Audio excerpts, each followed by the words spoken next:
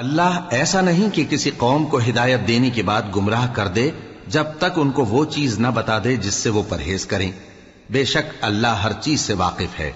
اللہ ہی ہے جس کے لیے آسمان اور زمین کی بادشاہت ہے، وہی زندگانی بخشتا اور وہی موت دیتا ہے، اور اللہ کے سوا تمہارا کوئی دوست اور مددگار نہیں ہے۔ بے شک اللہ نے پیغمبر پر مہربانی کی اور مہاجرین اور انصار پر، جو باوجود اس کے کہ ان میں سے بعضوں کے دل پھر جانے کو تھے، مشکل کی گھڑی میں پیغمبر کے ساتھ رہے۔